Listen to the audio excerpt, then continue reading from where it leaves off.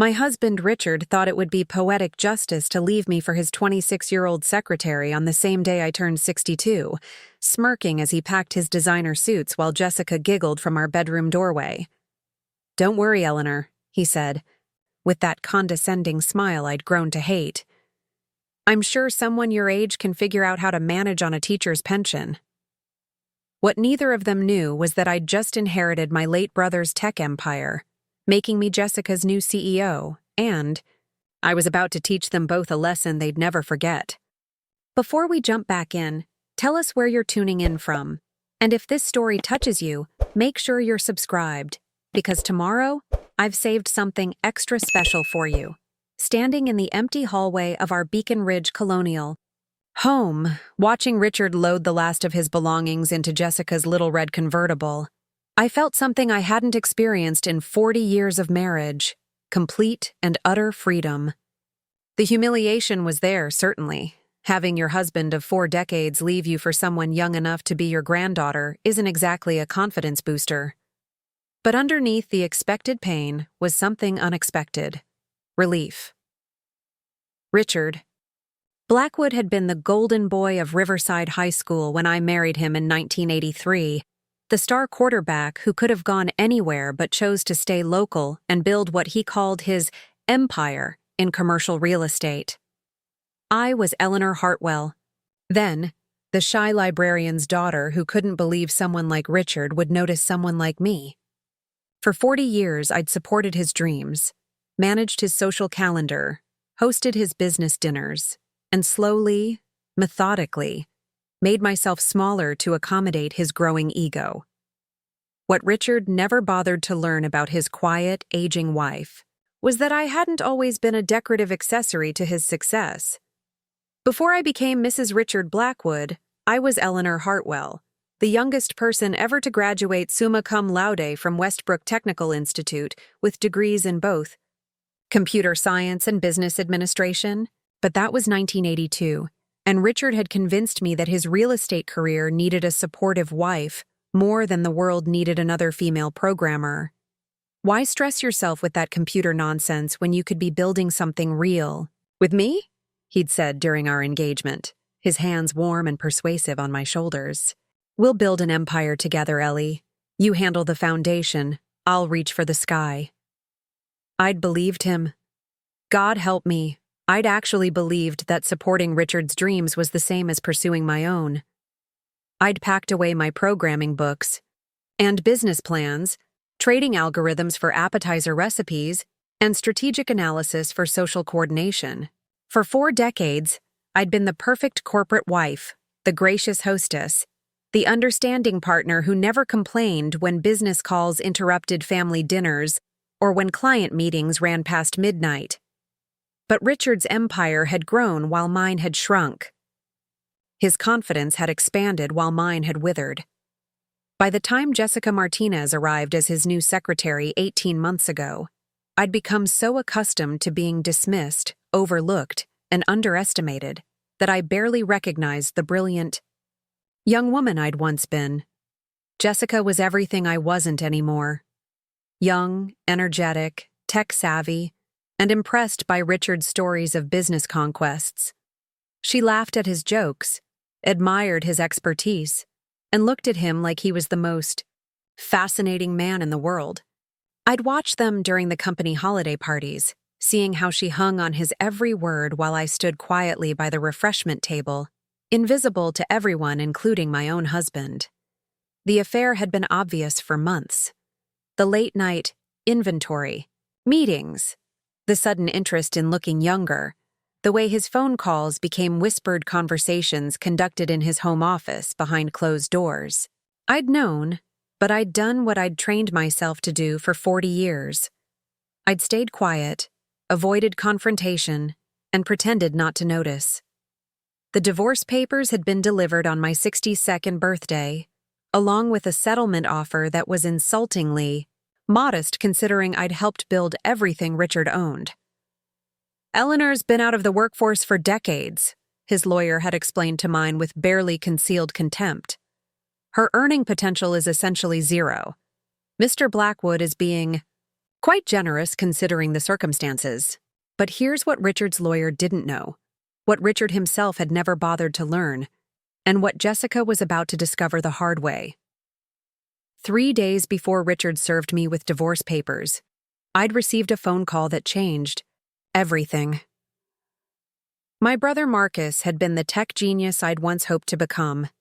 While I was hosting dinner parties and managing Richard's social calendar, Marcus had been building innovate solutions from a tiny startup in his garage to a multinational technology corporation worth $847 million. He'd never married, never had children, and when a sudden heart attack took him at 58, his will contained a surprise that shocked everyone, including me. Marcus Hartwell had left his entire empire to his little sister Eleanor, the woman who'd given up her own tech dreams but had never stopped sending him articles about emerging technologies, never stopped asking intelligent questions about his business during our monthly phone calls, never stopped being the sister who understood his vision even when she'd abandoned her own. The irony was perfect. On the same day Richard thought he was discarding his outdated wife for a younger model, I became the CEO of the very company that had been handling Blackwood Commercial Real Estate's IT infrastructure for the past 3 years. Jessica Martinez, Richard's new girlfriend and former secretary, had just accepted a promotion to head of client relations at Innovate Solutions. She had no idea she was about to start working for the woman whose husband she'd stolen. Richard thought he was trading up from a washed-up housewife to a dynamic young professional. What he'd actually done was hand me the perfect opportunity to show them both exactly how dangerous it can be to underestimate someone you've spent 40 years dismissing as harmless. The teacher was about to become the lesson, preparing and narrating. This story took us a lot of time, so if you are enjoying it, subscribe to our channel. It means a lot to us. Now back to the story. I used to be someone who could see patterns where others saw chaos, who could build digital solutions from nothing but logic and imagination. That was before I became Mrs. Richard Blackwood, before I learned to smile graciously, while being introduced as Richard's lovely wife, instead of Eleanor Hartwell, the woman who had designed 3 revolutionary software systems before her 23rd birthday. The transformation hadn't happened overnight. Like most erosions of self, it had been gradual, almost imperceptible. When Richard and I first met at a Westbrook Technical Institute career fair in 1982, I was demonstrating an inventory management system I'd developed for small businesses. AI, program that could track stock, predict demand patterns, and optimize ordering schedules with an accuracy that was revolutionary for its time. Richard had stopped by my booth not because he understood the technology, but because he was impressed by the crowd of businessmen asking detailed questions about implementation costs and licensing agreements. "You built all this yourself?" he'd asked after the crowd dispersed, his eyes scanning the computer setup with what I'd mistaken for genuine admiration. "The programming, the interface design, everything?" I'd explained how I'd identified inefficiencies in traditional inventory methods, how I'd written code that could adapt to different business models, how I was already in talks with 3 companies about custom installations. Richard had listened with the kind of focused attention that made me feel brilliant and valued. What I didn't realize was that he wasn't impressed by my technical expertise. He was impressed by my earning potential. "You could make serious money with this," he'd said, and I'd thought he was encouraging my entrepreneurial dreams. "Have you considered partnering with someone who understands the business side? Someone who could handle the marketing and client relationships while you focus on the technical development?" It had seemed like the perfect partnership. Richard's charm and business instincts combined with my technical innovation. We started dating, then collaborating, then planning a future where Blackwood Hartwell Technologies would revolutionize small business computing. I was going to be the technical visionary while Richard handled everything else. But somewhere between engagement and marriage, the partnership had shifted. Richard's real estate opportunities were taking off, he explained, and they needed immediate attention. My software projects could wait. After all, the technology industry was so unstable, so risky. Wouldn't it be smarter to build something solid first, something reliable like real estate, and then return to my computer interests as a hobby once we were financially secure? I'd agreed because I loved him, because I trusted him, and because 1983 wasn't exactly an encouraging time for women in technology. The few female programmers I knew faced constant skepticism, unequal pay, and social isolation. Richard was offering me partnership, respect, and a chance to build something together. Why fight an uphill battle in tech when I could be an equal partner in real estate? Except I was never really an equal partner. Richard handled the important decisions: property acquisitions, client negotiations, financial planning.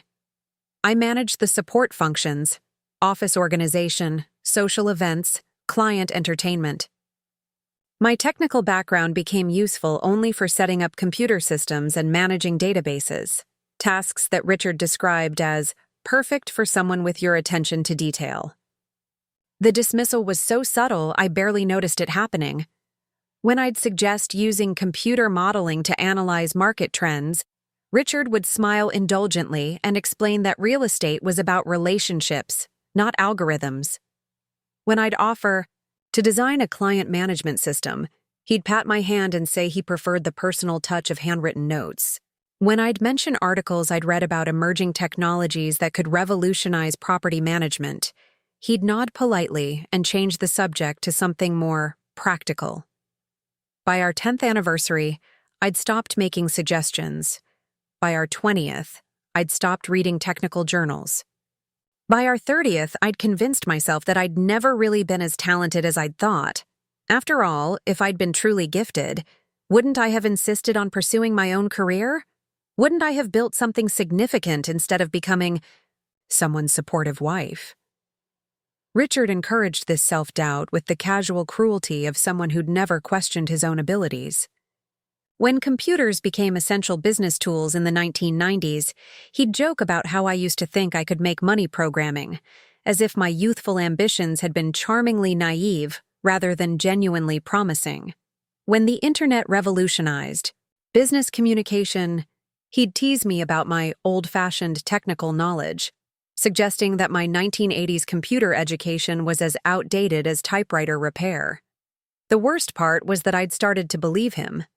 I'd internalized his dismissals so completely that when younger employees at Richard's company would ask about my background, I'd describe myself as someone who used to dabble in computers, rather than acknowledging that I'd been genuinely innovative. I'd learned to laugh at my own former ambitions, to present my abandoned career as evidence of practical wisdom rather than personal sacrifice. Meanwhile, Richard's business grew from a small residential real estate operation to Blackwood Commercial Properties, one of the most successful commercial real estate firms in the tri-state area. He'd leveraged my organizational skills, my database management abilities, and my talent for client research into business advantages that he credited entirely to his own vision and leadership. I'd become invisible infrastructure, essential to his success but completely unrecognized for my contributions. Jessica Martinez had arrived 18 months ago as Richard's new secretary, a recent business school graduate who brought energy, technological savvy, and genuine admiration for Richard's expertise. She was everything I'd once been: confident, ambitious, excited about her career prospects. Watching Richard mentor her, seeing him encourage her ideas and praise her initiative, I'd felt a complex mixture of nostalgia and loss. This was how he'd once treated me, before I'd become too familiar, too predictable, too much of a known quantity to inspire his interest. But Jessica represented more than just Richard's roving eye. She represented the future I'd abandoned. She navigated technology effortlessly, understood digital marketing strategies, and spoke confidently about business analytics and data-driven decision-making. She was the woman I might have become if I'd never stopped believing in my own capabilities. Richard's affair with Jessica hadn't surprised me. What had surprised me was my own reaction. Not devastation, but curiosity. For the first time in decades, I'd started wondering what my life might have looked like if I'd made different choices. What if I'd ignored Richard's advice about the stability of real estate? What if I'd pushed forward with my software development despite the challenges facing women in tech? What if I'd trusted my own instincts instead of deferring to his judgment? The faina? Questions had been purely hypothetical until Marcus's phone call 3 days before my 62nd birthday. My brother had built the technology empire I'd once dreamed of creating, and his sudden death had made me the inheritor of everything I'd given up pursuing 40 years earlier. Now I was about to discover whether the innovative young programmer I'd once been was still somewhere inside the overlooked housewife I'd become. Jessica Martinez was about to learn that the woman whose husband she'd stolen had capabilities she'd never imagined. And Richard was about to realize that underestimating someone for 40 years doesn't make them harmless. It makes them dangerous. The call came from Vivian Chen, Marcus's longtime executive assistant, 3 days after the funeral. I was sitting in my empty kitchen, staring at divorce papers and wondering how I was going to afford groceries on a teacher's pension, when her voice cut through my despair like a lifeline I didn't know I needed. "Mrs. Blackwood, I know this is a difficult time, but there are some urgent matters regarding Mr. Hartwell's estate that require your immediate attention," Vivian said, her tone professionally gentle, but carrying an undercurrent of something that sounded almost like excitement. "Could you possibly come to the Innovate Solutions headquarters tomorrow morning? There are some documents you need to review, and frankly, some people you need to meet." I'd been to Marcus's company exactly once, for a Christmas party 5 years earlier, where Richard had spent the entire evening networking, while I stood awkwardly by the punch bowl, feeling completely out of place among the young, brilliant programmers and engineers who spoke in rapid-fire technical jargon that I pretended not to understand. Marcus had tried to include me in conversations about emerging technologies and development strategies, but I'd deflected with self-deprecating jokes about being too old to keep up with all this computer stuff. Now, driving through the glass and steel canyon of the Riverside Technology District in my aging Honda Civic, I felt like an imposter approaching a world I'd abandoned decades ago. The Innovate Solutions building rose 37 floors into the Seattle skyline, its sleek facade reflecting clouds and ambition in equal measure. The lobby buzzed with purposeful energy, young professionals in expensive casual wear, their laptops and tablets creating an atmosphere of constant connectivity and innovation. Vivian met me at the executive elevator, a sharp-eyed woman in her 50s who moved with the efficient grace of someone accustomed to managing complex schedules and demanding personalities. "Mrs. Blackwood," she said, extending a firm handshake. "Thank you for coming. I know Marcus would be so pleased that you're here." As we rode up to the 35th floor, Vivian studied me with an intensity that made me self-conscious about my department store blazer and sensible shoes. "Marcus talked about you constantly," she said finally. "He always said you were the smartest person in your family, that you'd given up something extraordinary to support your husband's career." The comment caught me off guard. "Marcus said that? He kept every article you sent him about emerging technologies, every email where you'd ask intelligent questions about the business," Vivian continued, as the elevator doors opened onto a floor that hummed with quiet productivity. "He said you had an intuitive understanding of tech applications that most MBAs never develop. He always wondered what you might have accomplished if you'd pursued your original path." The executive conference room was floor-to-ceiling glass overlooking Elliott Bay, furnished with a table that could seat 20 people, but today held only 5. Vivian introduced me to Marcus's senior leadership team. David Park, the chief technology officer who'd worked with Marcus for 15 years. Sarah Williams, the chief financial officer whose reputation for brilliant strategic planning was legendary in tech circles. Michael Torres, the head of legal affairs whose expertise in intellectual property law had protected Marcus's innovations, and Dr. Amanda Foster, the director of research and development whose team had created 3 of the company's most profitable software platforms. "Eleanor," David said, rising to shake my hand. "Marcus talked about you all the time. He said you were the one who really understood what he was trying to build, even from the outside. I felt heat rise in my cheeks. I'm sure he was just being kind. I haven't been involved in technology for decades. Actually, Sarah interrupted gently, that's not entirely accurate. Marcus showed us some of the technical analyses you'd sent him over the years. Your insights about market applications for AI integration, your predictions about cloud computing adoption patterns, your suggestions for user interface improvements.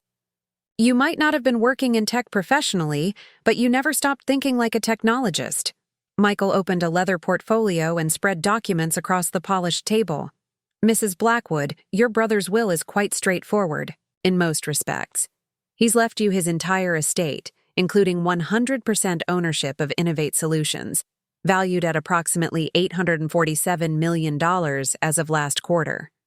The words seemed to hang in the air like a challenge to reality. I gripped the edge of the table, feeling lightheaded. I'm sorry, could you repeat that? You're now the sole owner and CEO of Innovate Solutions, Amanda said with a smile that suggested she found my shock endearing rather than concerning. Marcus was very specific about his reasoning. He believed you had the vision and integrity to continue building what he started. But I don't know anything about running a tech company, I protested. I haven't written code in 40 years.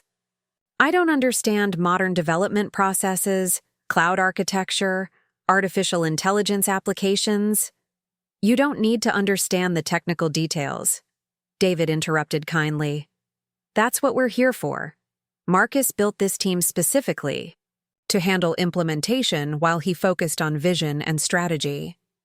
And frankly, Eleanor, your strategic insights over the years have been remarkable. You predicted the shift toward mobile-first development 3 years before most industry experts. You identified the potential for blockchain applications in supply chain management before it became a major trend. You understand technology's business applications better than most people with computer science degrees. Vivian placed a thick binder in front of me. These are transcripts of every conversation Marcus recorded with you over the past 5 years. Phone calls where you discussed technology trends, emails where you shared articles with your analysis, notes from family gatherings where you offered insights about the industry. Marcus documented everything because he said you had a gift for seeing the bigger picture that most people missed. As I flipped through pages of my own words, observations I'd thought were casual conversation, insights I'd assumed were obvious, predictions I'd made without realizing their significance, I began to see myself through Marcus's eyes.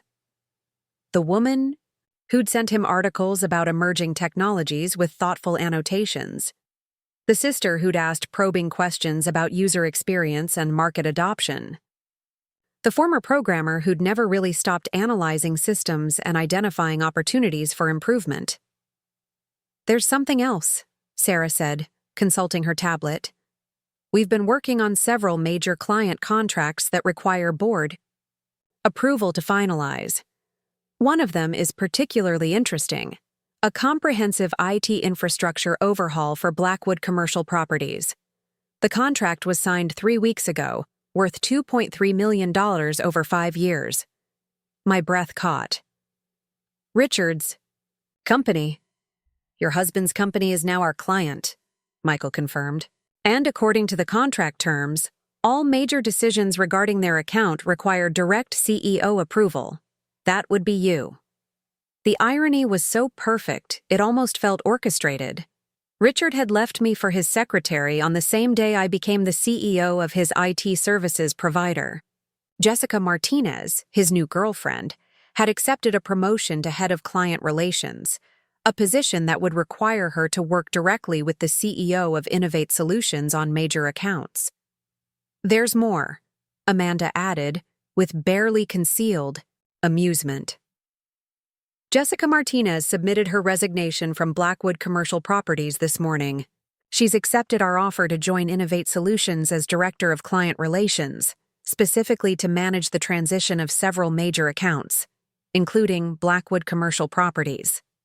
I stared at the document spread before me, my mind racing to process the implications. In a single morning, I'd gone from abandoned wife facing financial ruin to CEO of a company worth nearly $1 billion.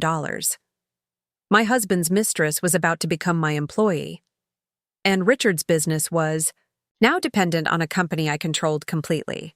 "Eleanor," Vivian said softly, "Marcus left you a personal letter. He asked me to give it to you after we'd explained the business situation." With trembling hands, I opened the envelope that bore my name in Marcus's familiar handwriting. The letter was brief, but devastating in its clarity. "Eleanor, by the time you read this, I hope you've realized that the brilliant woman I've always known you to be never really disappeared. She just learned to hide.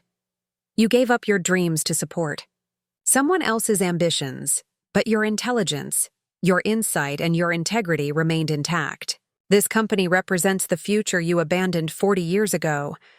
I'm giving it to you not as charity, but as recognition of who you've always been.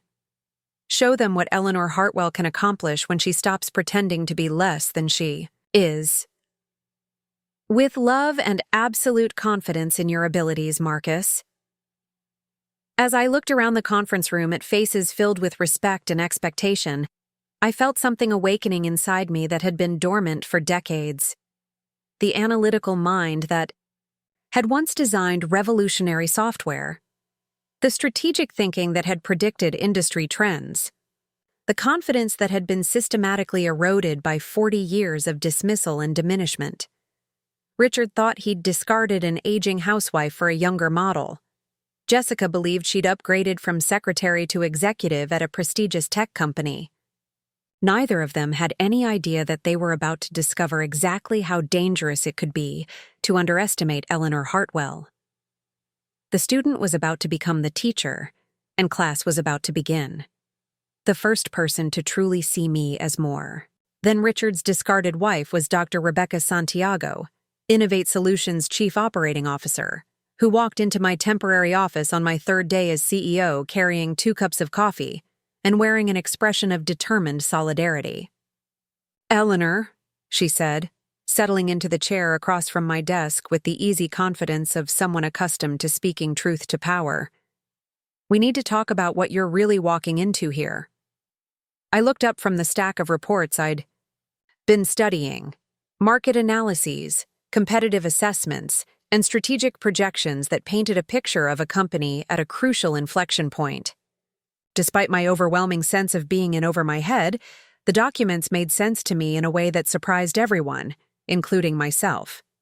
The patterns were there, the opportunities clearly visible to anyone willing to look beyond the surface. Complexity. "I know this must feel impossible," Rebecca continued, her voice carrying the warmth of someone who'd fought her own battles in male-dominated industries. 3 days ago, you were facing divorce and financial uncertainty. Now you're responsible for a company with 1,200 employees and nearly $1 billion in assets. Anyone would be terrified. Terrified doesn't begin to cover it, I admitted, gesturing at the report spread across my desk. I keep waiting for someone to realize this is all a mistake, that Marcus couldn't possibly have intended to leave all this to someone who hasn't worked in technology since the Reagan administration. Rebecca laughed, but it was the kind of laugh that suggested she understood exactly what I was experiencing. "Eleanor, can I tell you something Marcus said about you 6 months before he died?" I nodded, curious despite my anxiety. "He called me into his office after one of your phone conversations. You'd sent him an article about quantum computing applications in financial modeling with a 3-page analysis of potential market disruptions." Marcus was practically glowing with excitement. He said, "Rebecca, my sister understands strategic implications that most of our competitors miss entirely. She sees technology's real-world applications while they're still arguing about technical specifications." The memory of that conversation came back to me clearly. I'd read about IBM's quantum computing breakthrough and immediately started thinking about how it might revolutionize risk assessment in financial services.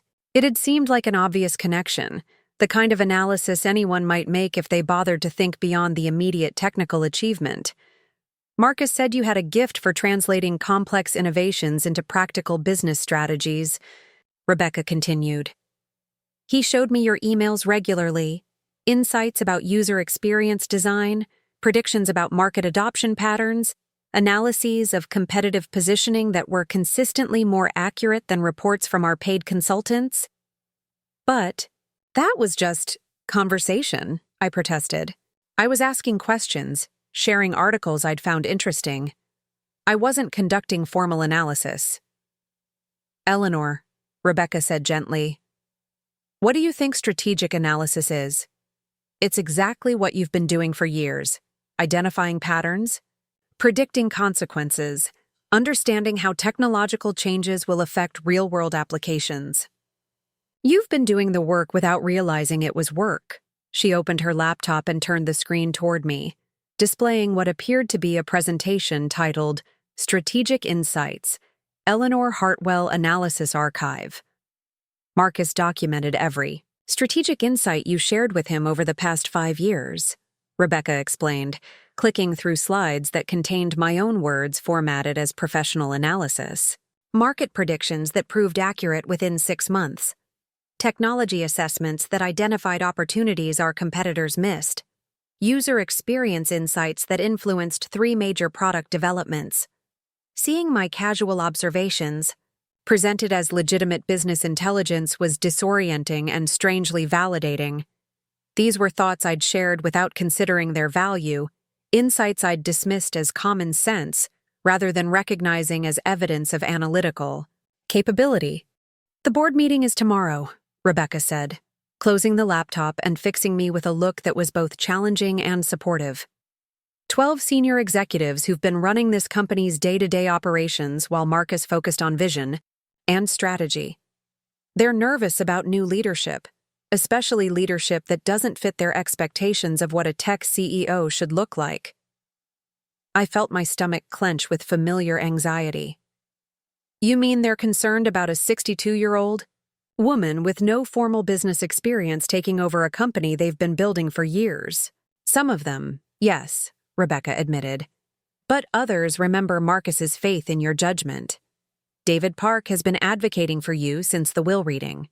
Sarah Williams thinks your outsider perspective could be exactly what the company needs. Amanda Foster is excited about working with someone who understands technology's human applications rather than just its technical possibilities. And the others? Rebecca's expression grew more serious. Tom Bradley, our head of sales, thinks Marcus made a sentimental mistake that could destroy everything he built. Janet Morrison, our head of human resources, is concerned about employee morale under leadership that lacks industry credibility. Robert Chen, our chief marketing officer, worries that clients will lose confidence in a company led by someone without traditional qualifications. The familiar weight of imposter syndrome settled on my shoulders like an old, uncomfortable coat. These were the same doubts I'd been battling for 3 days. The same questions that had kept me awake every night since inheriting a responsibility I felt completely unprepared to handle. Here's what I want you to remember tomorrow, Rebecca said, her voice taking on the tone of someone preparing a protege for battle. Marcus didn't leave you this company because he felt sorry for you. He left it to you because he believed you were the best person to lead it forward. Every insight you've shared, every question you've asked, every analysis you've provided has demonstrated exactly the kind of strategic thinking this company needs. She stood to leave, then paused at the door. Eleanor, there's something else. You should know. The Blackwood Commercial Properties account? It's more than just poetic justice. Their IT infrastructure is a disaster. Outdated systems, security vulnerabilities, inefficient processes that are costing them millions in productivity losses. They need us more than they realize. What does that mean for us? It means you'll be in a position to demonstrate exactly what kind of leader you are, Rebecca said with a smile that suggested she was looking forward to tomorrow's meeting. Jessica Martinez starts Monday as Director of Client Relations. Her first major project will be presenting the Blackwood Infrastructure Assessment to our board for approval. You'll be the CEO she reports to, the decision-maker who determines how we handle her former boss's company. After Rebecca left, I sat alone in the office that had been Marcus's for 15 years, surrounded by awards, patents, and photographs documenting the growth of a company built on innovation and strategic vision. For the first time since learning about my inheritance, I felt something other than overwhelming panic. I felt curious. The same analytical curiosity that had once driven me to design revolutionary software, that had kept me reading technology, articles for 40 years, that had made me see patterns and possibilities others missed. Tomorrow, I would face a room full of executives who questioned my qualifications, my experience, my right to lead the company they'd helped build. But tonight, I was beginning to remember something I'd forgotten after decades of diminishment. I had never stopped being the woman who could see solutions where others saw only problems. Richard had dismissed me as outdated and irrelevant. Jessica had stolen my husband without considering the consequences. Neither of them had any idea that they were about to discover what happened when you underestimated someone who'd spent 40 years learning to hide her intelligence. The teacher was preparing her lesson plan, and tomorrow's class was going to be unforgettable. The discovery came at 2:47 a.m. on a Thursday morning, when insomnia and curiosity drove me to explore the secure files Marcus had left on his personal server. I'd been CEO for exactly 1 week, struggling through board meetings and strategic planning sessions while fighting the constant feeling that I was playing a role I wasn't qualified for. But something Rebecca had said kept nagging at me. Their IT infrastructure is a disaster. Security vulnerabilities that are costing them millions. I'd obtained access to the Blackwood Commercial Properties Assessment files as part of my executive briefing materials, intending to review them before Jessica's first major presentation. What I found was far more damaging than outdated software and inefficient systems. Hidden in the technical analysis, buried beneath layers of routine infrastructure evaluation, was evidence of systematic fraud that would destroy Richard's company and send him to federal prison. The initial assessment had been conducted by Marcus's team 6 months earlier, a comprehensive audit of Blackwood's entire digital infrastructure as part of their service contract. What they discovered went far beyond the typical security vulnerabilities and efficiency problems that plagued most mid-sized businesses. Marcus's investigators had uncovered a sophisticated embezzlement scheme that had been operating for over 3 years, skimming millions of dollars from client accounts through manipulated property management software. The evidence was damning and meticulously documented. Richard had been using his access to client escrow accounts to make unauthorized short-term investments, gambling with other people's money in high-risk financial instruments. When the investments paid off, he'd return the principal to client accounts and pocket the profits. When they failed, he'd cover the losses by manipulating property valuations and inflating maintenance costs, essentially stealing from his own clients to hide his gambling debts. The scheme was brilliant in its simplicity and devastating in its implications. Richard had been systematically defrauding dozens of commercial property owners, many of them small business owners who trusted him to manage their most valuable assets. The total amount stolen exceeded $4.7 million, spread across enough different accounts and transactions to avoid triggering automatic fraud detection systems. But Marcus's forensic accountants had found the pattern. Every unauthorized transfer, every falsified document, every manipulated valuation was documented in a comprehensive report that read like a prosecutor's dream case. The evidence was so overwhelming that Richard's conviction wasn't a question. It was a mathematical certainty. As I scrolled through page after page of financial analysis, bank records, and digital forensics, I felt something awakening inside me that I hadn't experienced in decades. The same analytical thrill that had once driven me to identify inefficiencies in inventory systems, the intellectual satisfaction of solving complex puzzles that others had missed. This wasn't just evidence of Richard's crimes, it was a masterpiece of investigative analysis, the kind of systematic thinking I'd once excelled at before learning to doubt my own capabilities. The most damaging evidence was hidden in the metadata of Richard's own files. His property management software automatically logged every transaction, every modification, every access attempt with timestamps and user identification that created an unbreakable chain of evidence.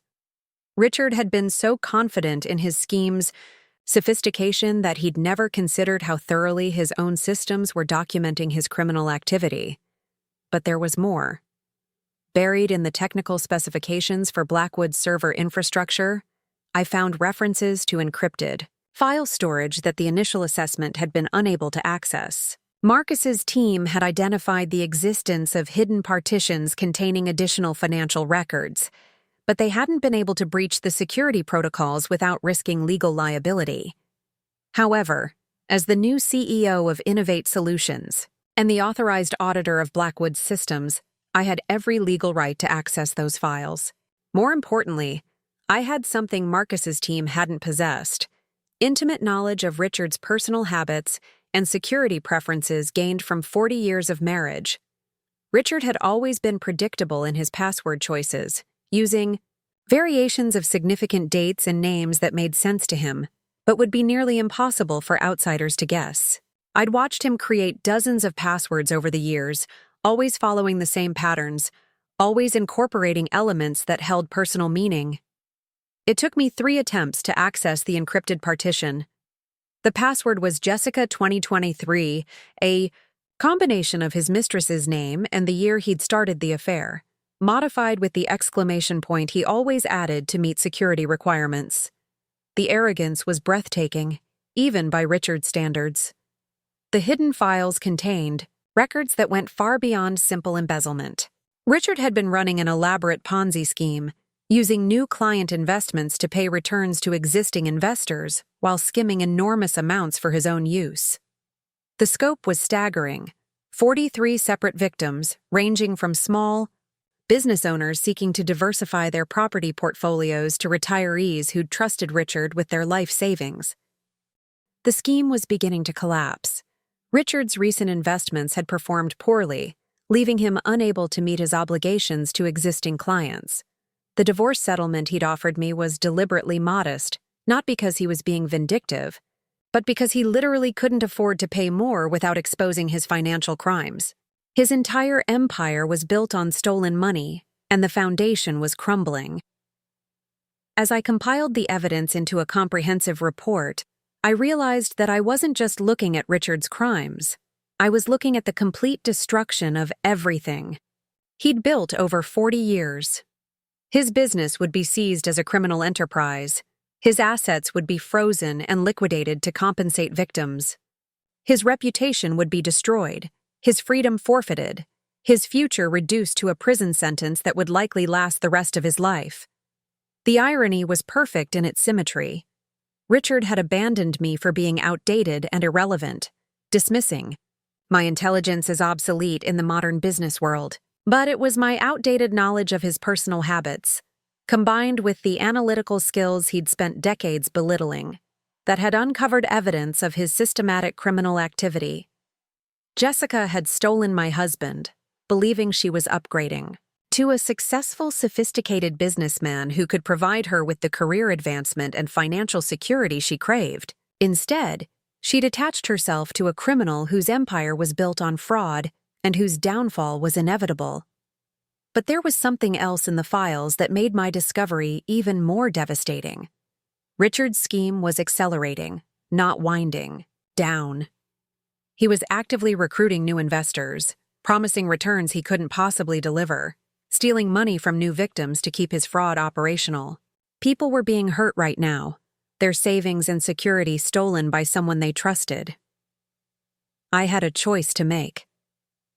I could expose Richard's crimes immediately, turning the evidence over to federal investigators and watching his world collapse in spectacular fashion.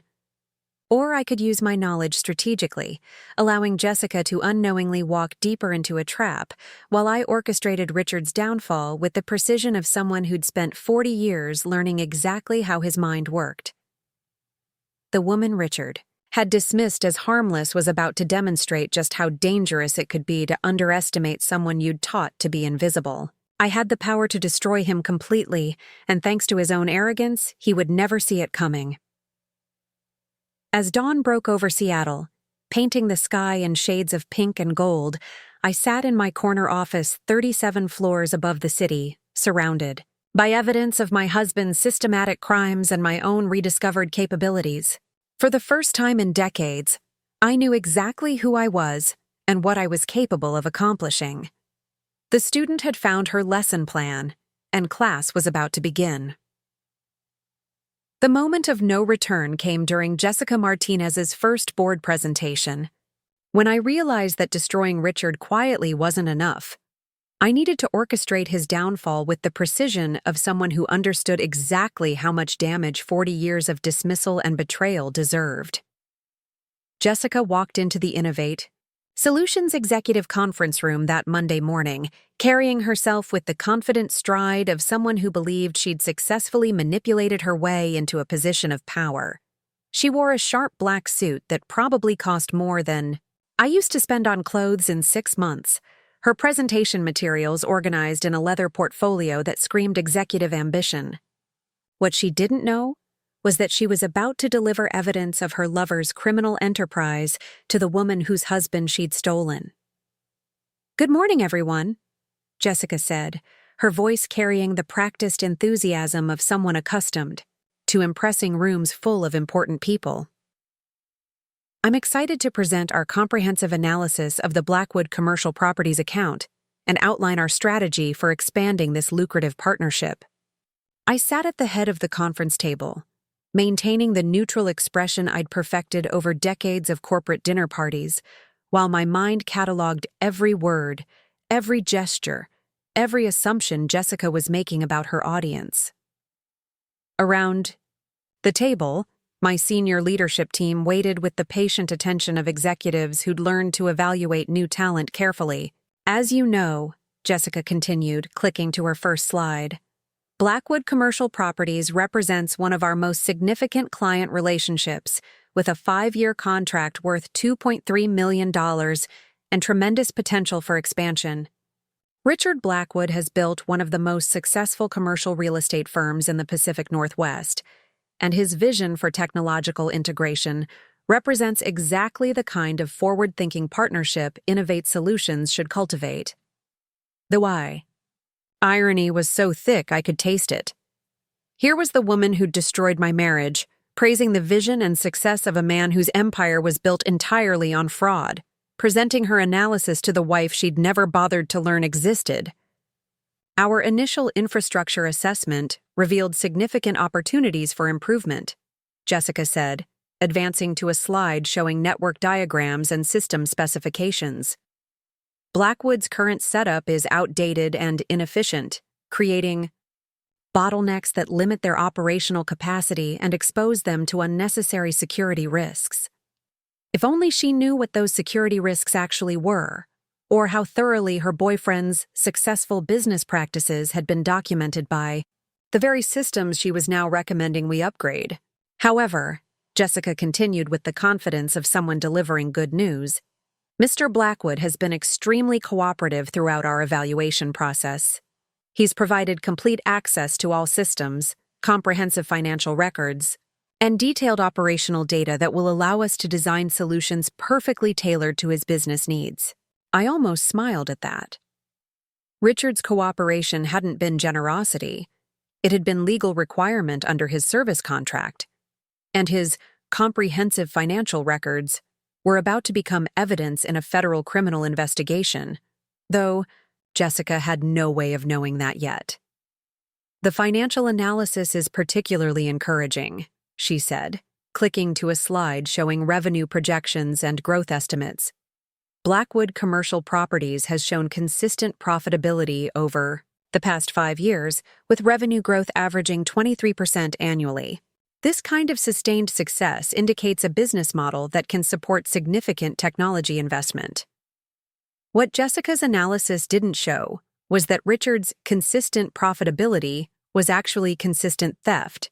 His revenue growth was stolen money from client accounts, and his sustainable business model was a Ponzi scheme approaching inevitable collapse.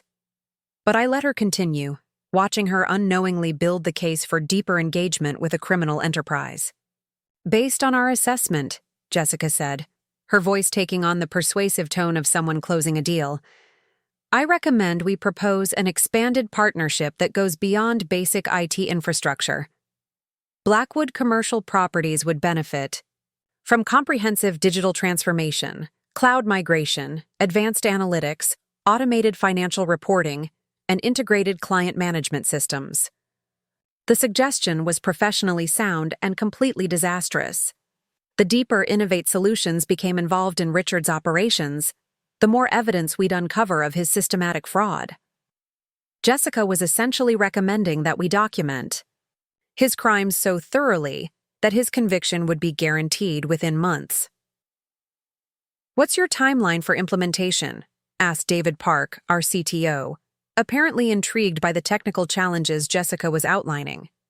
"Mr. Blackwood is eager to move quickly," Jessica replied. "He's particularly interested in the financial reporting automation, which he says will help him manage his expanding client base more efficiently." I bit the inside of my cheek to keep from laughing.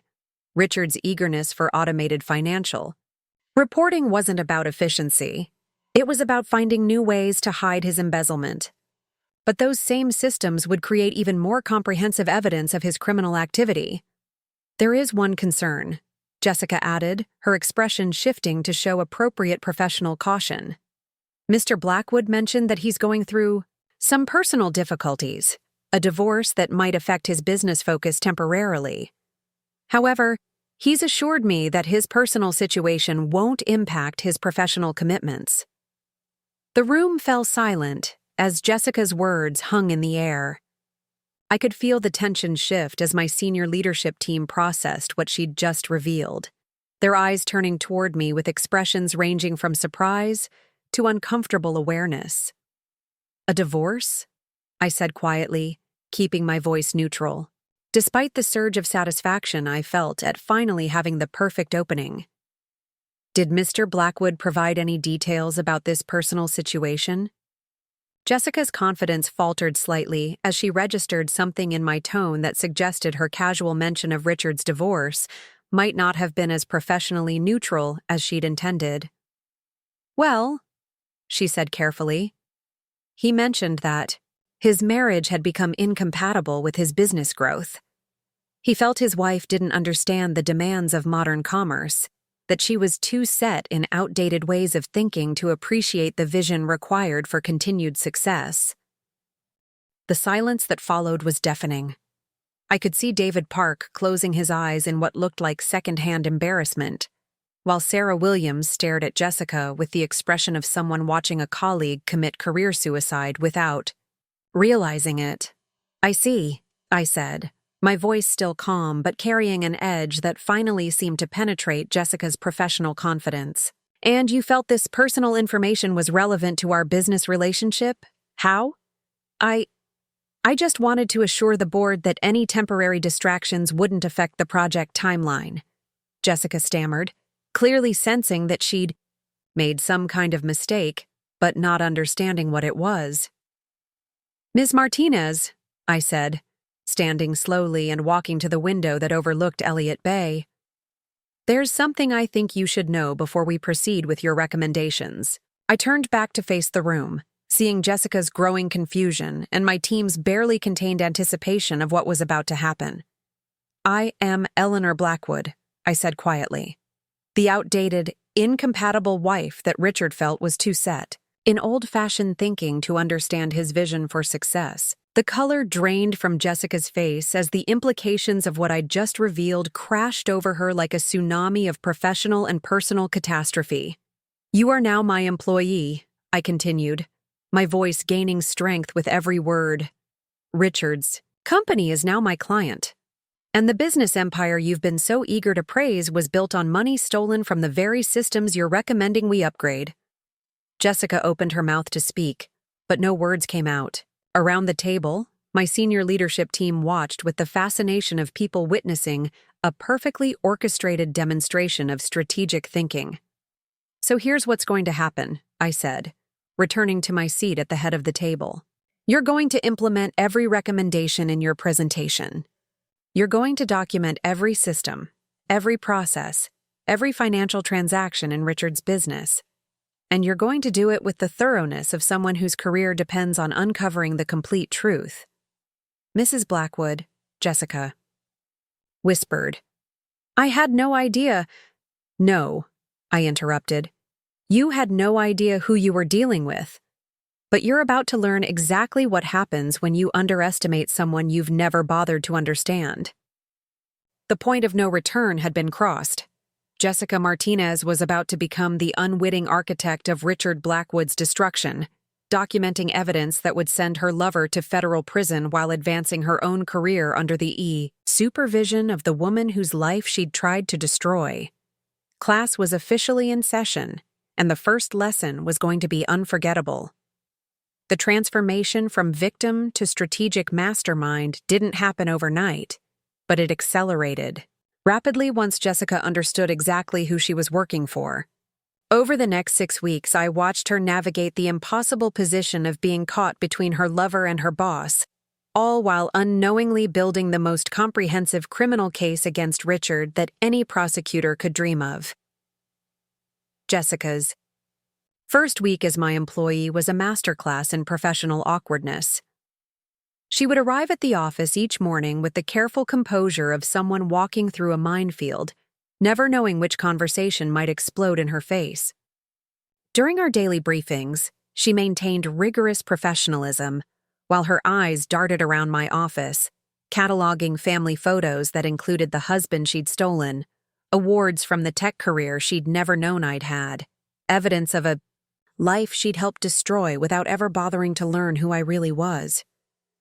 The Blackwood infrastructure analysis is proceeding ahead of schedule, she reported during our second Monday meeting, her voice steady despite the tension radiating from every line of her body. We've identified 17 major vulnerabilities in their current system architecture, all of which require immediate remediation.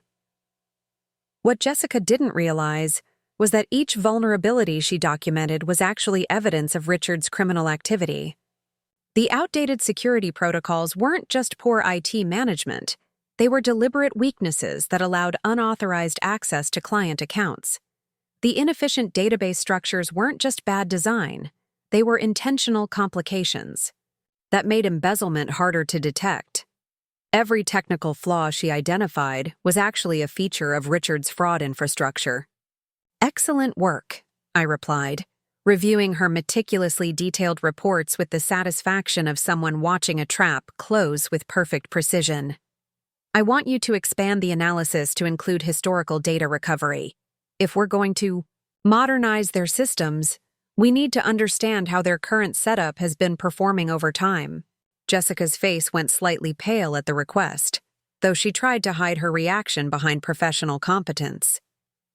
Historical data recovery could be quite extensive. Are you thinking of a comprehensive audit going back several years? Least 5 years, I said, watching her carefully. Maybe longer if the data integrity issues are as significant as your preliminary reports suggest. We want to ensure that any migration to new systems doesn't compromise historical accuracy. What I was really asking for was a complete forensic reconstruction of Richard's criminal activity, documented with the kind of technical precision that would make conviction inevitable.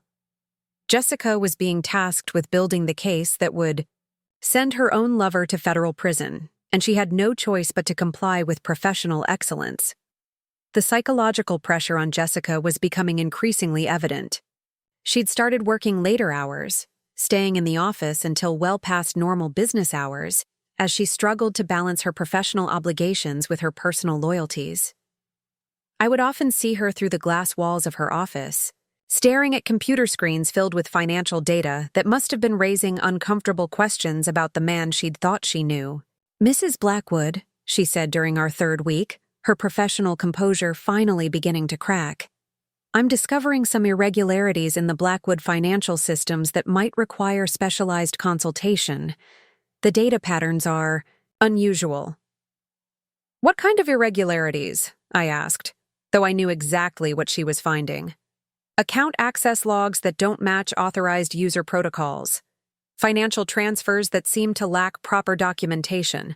Investment activities that aren't reflected in the standard business accounting. Jessica's voice carried the careful tone of someone trying to report concerning information without making direct accusations. That does sound concerning, I agreed. What do you recommend? Jessica hesitated, clearly caught between her professional duty to report potential fraud and her personal loyalty to the man whose crimes she was uncovering. Perhaps we should schedule a meeting with Mr. Blackwood to discuss these discrepancies before proceeding with the system upgrades. Actually, I said, pulling out a thick folder I'd prepared for exactly this moment, I think there's a better approach.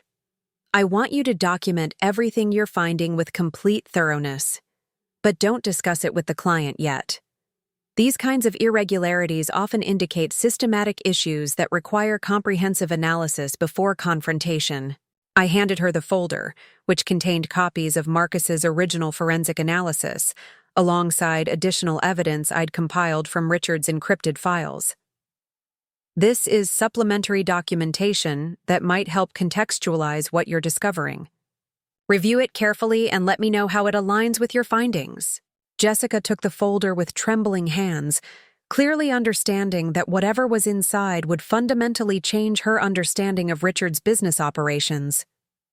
As she opened it and began reading the first page, a summary of the 4.7 million embezzlement scheme, her face went through a series of expressions that were almost comical in their transparency. "Mrs. Blackwood," she whispered, "this indicates systematic fraud." I finished for her. Criminal embezzlement. Federal violations that carry decades of prison time. Everything you've been finding in your technical analysis isn't evidence of poor system management. It's evidence of deliberate criminal activity. The silence that followed was filled with the weight of Jessica's realization that she'd been living with, sleeping with, and planning a future with a man who was stealing millions of dollars from innocent victims. Her professional admiration for Richard's business success was crumbling as she understood that his wealth was built entirely on crime. "What do you want me to do?" she asked, her voice barely audible. "Your job," I replied firmly. "Document everything with complete accuracy. Build the most comprehensive technical analysis of this criminal enterprise that anyone has ever assembled. Do it with the thoroughness of someone whose professional reputation depends on uncovering the complete truth." Over the following weeks, I watched Jessica struggle with the cognitive dissonance of her situation. She was falling deeper in love with a man she was simultaneously building a federal case against, all while working for the wife whose life she'd helped destroy. The psychological pressure was immense, but her professional integrity wouldn't allow her to do anything less than excellent work. Her reports became increasingly detailed and damning. She documented every illegal transaction, every falsified record, every manipulation of client accounts with the precision of someone who understood that lives had been destroyed by Richard's greed. She interviewed affected clients, analyzed financial patterns, and reconstructed the complete timeline of his criminal activity with expertise that would have impressed federal investigators. Meanwhile, Richard remained oblivious to what was happening. He saw Jessica's long hours as dedication to advancing their shared future, her increasingly distant behavior as stress from her demanding new position. When she would return to their apartment late at night, exhausted from documenting evidence of his crimes, he would comfort her with promises about the life they would build together once his divorce was finalized and her career was established. "You're working too hard," he would tell her, not realizing that her work was systematically destroying any possibility of their having a future together. "Once this project is finished, we should take a vacation. Maybe Europe, somewhere romantic where we can celebrate your success." Jessica would smile and agree, knowing that by the time her project was finished, Richard would be in federal custody and she would be testifying against him as a key witness in his prosecution. The most satisfying part of watching this unfold was seeing Jessica's growing respect for the intelligence and strategic thinking she'd never bothered to recognize in me. As she compiled evidence and built her comprehensive analysis, she began to understand that the woman Richard had dismissed as outdated and irrelevant was actually orchestrating the most sophisticated professional destruction she'd ever witnessed. "Mrs. Blackwood," she said during our 7th week, her voice carrying a new note of something that might have been admiration. "The depth of analysis you've requested, the strategic approach to documentation, it's unlike anything I've encountered in my career. This isn't just technical consulting. This is something else entirely." "Yes," I agreed. "It's justice. And Jessica, you're doing excellent work helping me achieve it." By the end of 2 months, Jessica Martinez had unknowingly assembled a federal case so comprehensive that Richard's conviction was mathematically inevitable. She'd documented his crimes with expertise that prosecutors would praise for years afterward, all while believing she was simply doing the job she'd been hired to perform. The trap was set, the evidence was overwhelming, and Richard still had no idea that his wife and his mistress had been working together to ensure his complete destruction. It was time for Phase 2 of my education plan to begin. The trap was sprung on a Tuesday morning in November when I invited Richard to innovate solutions for what he believed would be a celebration of our successful partnership and Jessica's promotion to Senior Director of Strategic Accounts. He arrived at our downtown headquarters wearing his most expensive suit and carrying the confident smile of a man who believed he'd successfully navigated the complexities of leaving his wife for his secretary while maintaining profitable business relationships. "Eleanor," he said as Vivian escorted him into my corner office, his voice carrying that familiar tone of condescending surprise he'd perfected over 40 years of marriage. "I have to say, this whole CEO thing suits you much better than sitting around the house worrying about things you couldn't control." The irony was breathtaking. Here was a man facing federal prison for financial crimes, complimenting the wife he'd abandoned on her ability to manage responsibilities he'd never believed she could handle. I gestured for him to take a seat across from my desk, noting how his eyes swept the office with the calculating assessment of someone trying to determine whether I'd accidentally stumbled into success or actually earned it. "Thank you, Richard. I've been learning quite a lot about the technology business," I replied, maintaining the pleasant tone I'd used during 40 years of corporate dinner parties. "In fact, I've been particularly interested in our analysis of Blackwood commercial properties. Jessica has done exceptional work documenting your operations." Richard's smile broadened with what appeared to be genuine pride. "She's remarkable, isn't she? Brilliant mind for business, incredible attention to detail. I knew she was wasted as a secretary. She has the kind of strategic thinking that builds empires." The casual dismissal of Jessica's previous role, combined with his complete failure to recognize the same strategic thinking he'd spent decades suppressing in me, was so perfectly characteristic that I almost felt nostalgic for the predictability of his arrogance. "Speaking of strategic thinking," I said, opening the comprehensive folder Jessica had prepared over the past 2 months, "I wanted to discuss some interesting patterns our analysis has revealed about your business operations." Richard leaned forward with the eager attention of someone expecting praise for his entrepreneurial genius. "I'm always interested in outside perspectives on operational efficiency. What did your team discover?" I spread the first series of documents across my desk, financial reports, transaction logs, and system access records that painted a clear picture of systematic embezzlement. "Well, for instance, we found some fascinating correlations between your client account management and your personal investment activities." Richard's expression shifted slightly as he scanned the documents, his business instincts apparently recognizing something concerning, even if he didn't immediately understand the implications. "These look like routine financial reports. What kind of correlations are you referring to?"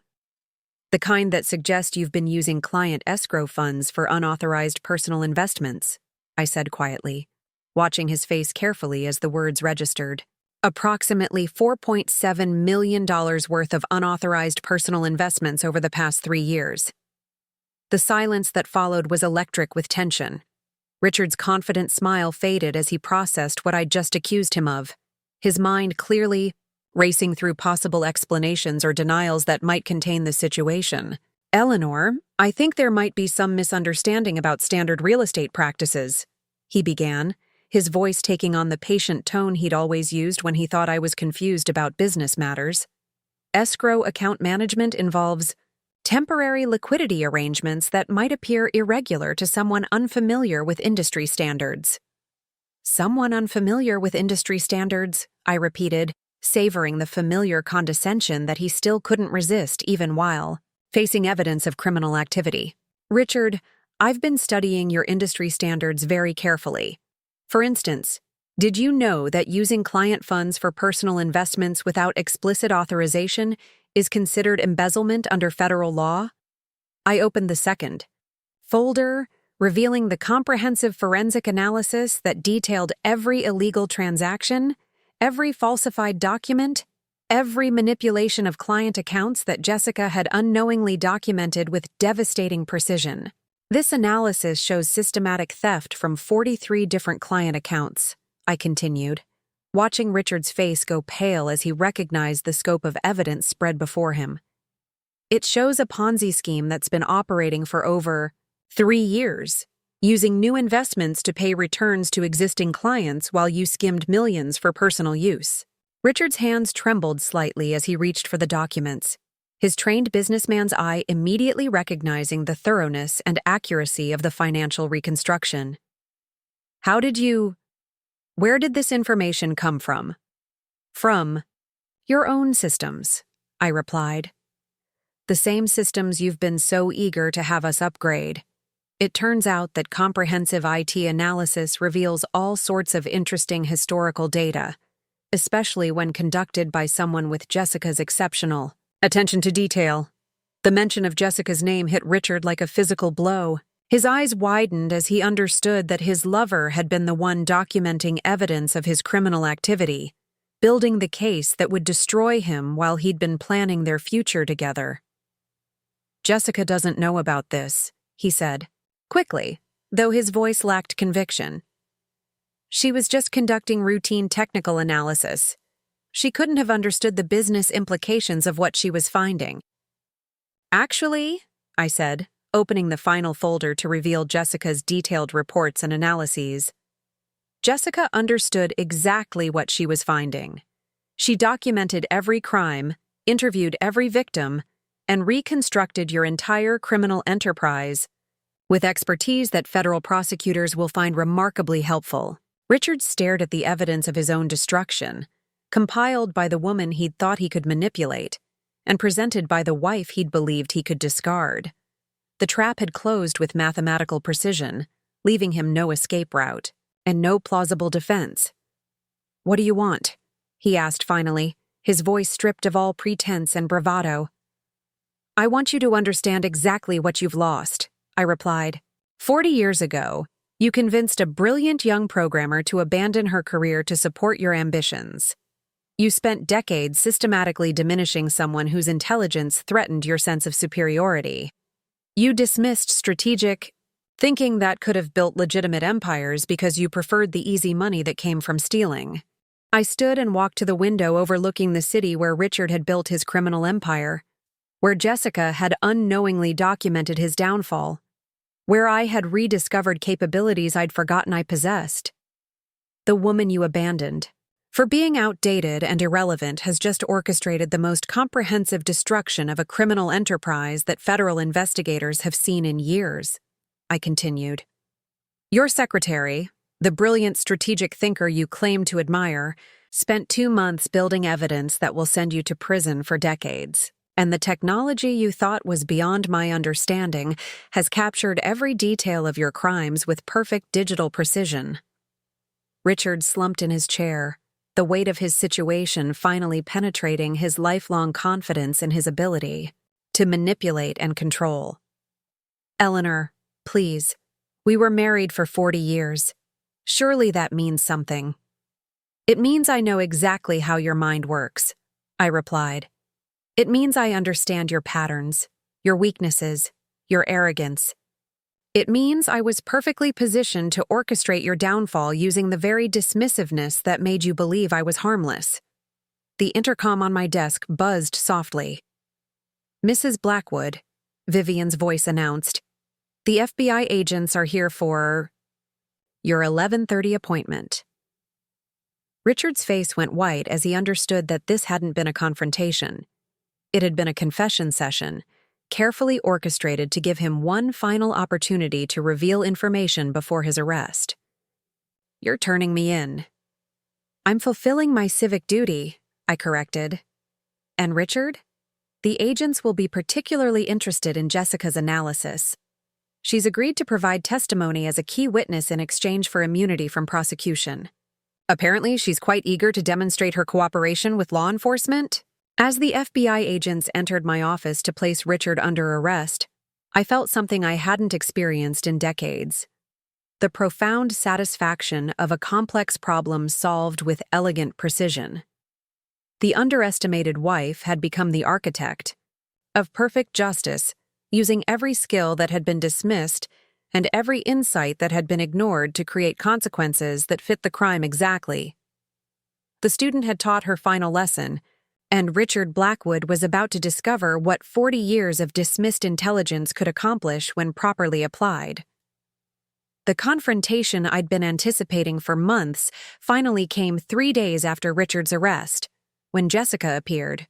At my office door without an appointment, her professional composure completely shattered, and her eyes red from what appeared to be hours of crying. She stood in my doorway like someone who'd discovered that everything she'd believed about her life was a carefully constructed lie. "Mrs. Blackwood," she said, her voice hoarse with exhaustion and something that might have been desperation. "I need to understand what just happened to my life." I looked up from the victim impact statements I'd been reviewing, dozens of heartbreaking accounts from the people Richard had robbed, small business owners who'd lost their retirement savings, elderly investors who'd trusted him with money they couldn't afford to lose. Each statement represented a life damaged by the man Jessica had planned to build a future with. "Come in," I said, gesturing to the chair where Richard had sat just 3 days earlier, confident and condescending right up until the moment federal agents placed him in handcuffs. "I imagine you have questions." Jessica collapsed into the chair, with the boneless exhaustion of someone whose world had been systematically dismantled. Her usually perfect appearance was disheveled, her expensive suit wrinkled from what appeared to be sleepless nights spent trying to process the magnitude of what she'd discovered about the man she'd loved. "You knew," she said, her voice carrying a mixture of accusation and amazement. "From the very first day I walked into this office, you knew exactly what Richard was doing. You knew he was a criminal, and you let me fall in love with evidence that would destroy him." "I knew Richard was stealing from his clients," I agreed. "What I didn't know was whether you were complicit in his crimes or simply another victim of his manipulation. Your work over the past 2 months answered that question definitively." Jessica stared at me with the expression of someone trying to reconcile 2 completely different versions of reality. The woman Richard described as his outdated, incompetent wife turned out to be brilliant enough to orchestrate the most sophisticated professional destruction I've ever witnessed. "How is that possible?" "It's possible because Richard never bothered to learn who I actually was," I replied. "He fell in love with my potential earning capacity in 1982, then spent 40 years systematically suppressing the intelligence that had attracted him in the first place. He needed me small enough that I wouldn't threaten his sense of superiority. So he convinced me I was small enough that I believed it myself." "But you're not small," Jessica said, her voice carrying a note of something that sounded almost like admiration. "The strategic thinking behind this whole operation, the psychological manipulation, the way you turned my professional competence into the weapon that destroyed him, it's masterful." I studied Jessica's face, seeing genuine recognition of capabilities she'd never bothered to notice in the woman whose husband she'd stolen. The irony wasn't lost on me that Richard's mistress was showing more respect for my intelligence than Richard had demonstrated in 4 decades of marriage. "Jessica," I said carefully, Did you really believe that a successful businessman would leave his wife of 40 years for a secretary, unless there were circumstances you didn't understand? Her face flushed with embarrassment as she processed the implication of my question.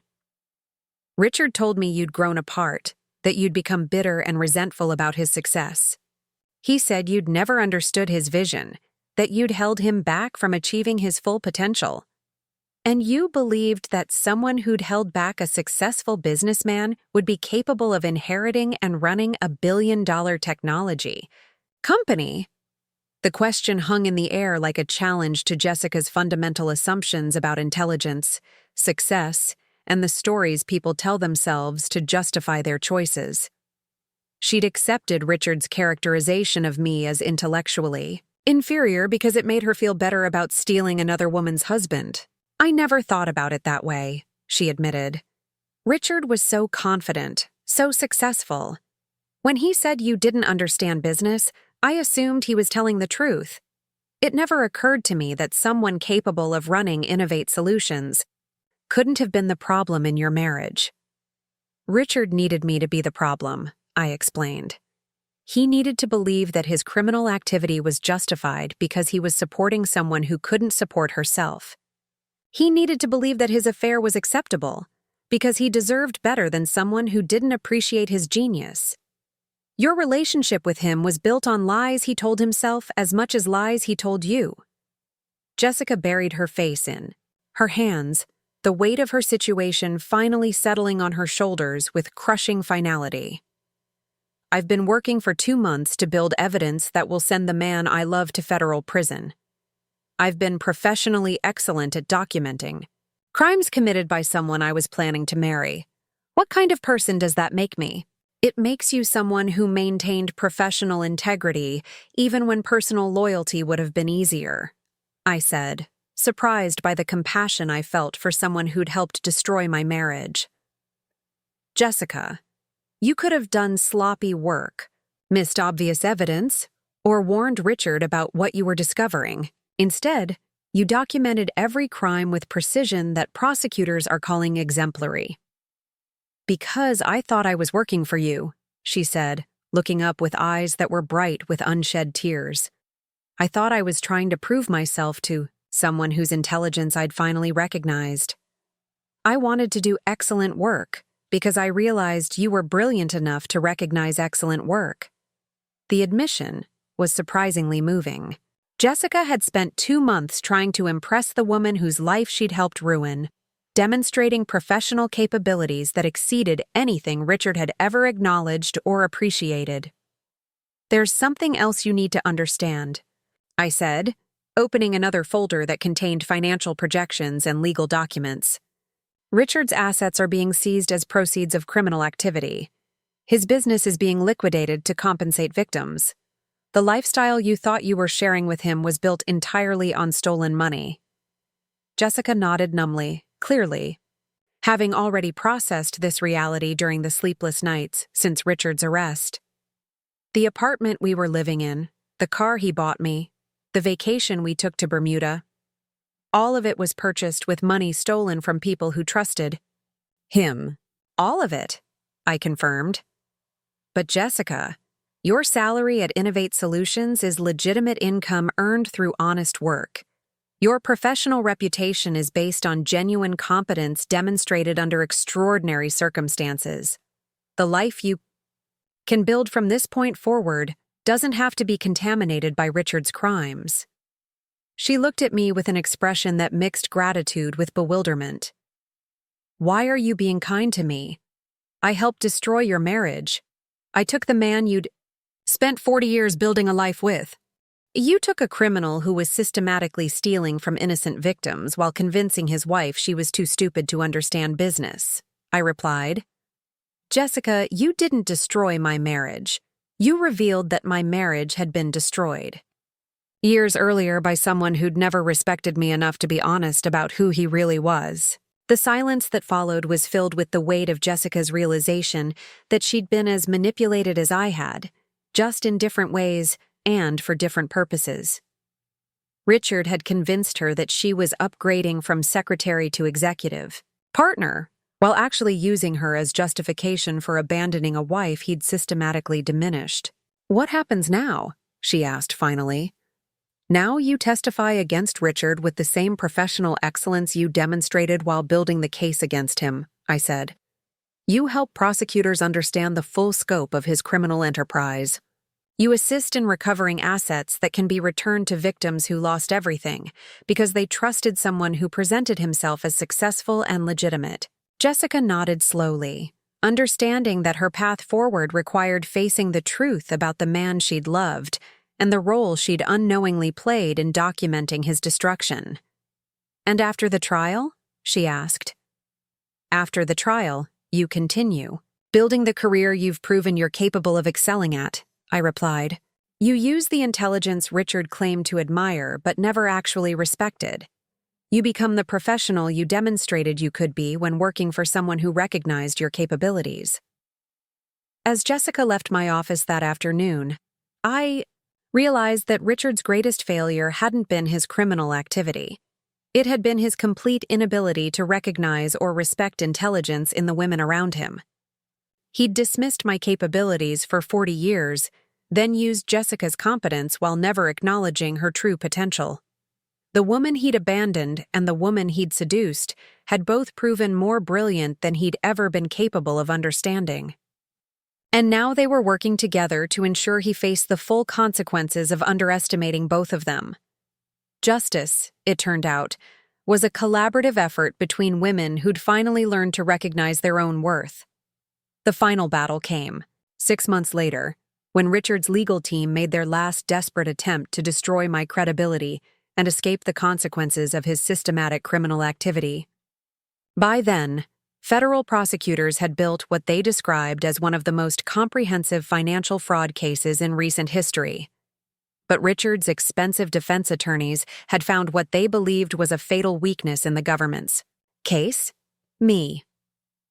The strategy became clear during jury selection, when Richard's lead attorney, Marcus Pemberton, began questioning potential jurors about their attitudes toward bitter divorced women and revenge prosecutions. He painted a picture of vindictive ex-wives using the legal system to destroy successful men who'd had the audacity to leave unhappy marriages. The subtext was obvious. I was the real criminal, using my position as CEO to frame an innocent businessman because I couldn't accept being abandoned for a younger woman. "Ladies and gentlemen of the jury," Pemberton said during his opening statement, his voice carrying the practiced sincerity of someone who'd built a career defending wealthy criminals. "This case isn't about financial irregularities or business disputes. This case is about a woman scorned, using her inherited wealth and influence to destroy the man who dared to seek happiness outside their failing marriage." I sat in the gallery watching this performance with the fascination of someone observing a master manipulator at work.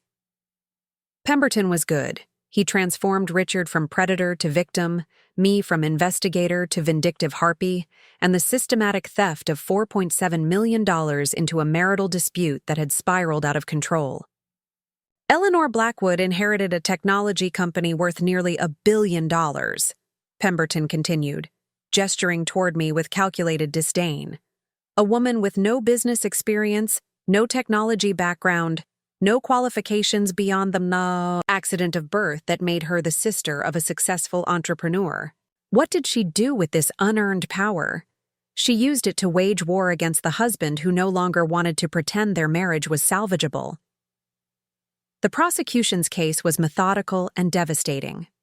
They presented Jessica's forensic analysis, the digital evidence of systematic theft, the testimony of 43 victims whose lives had been damaged by Richard's greed.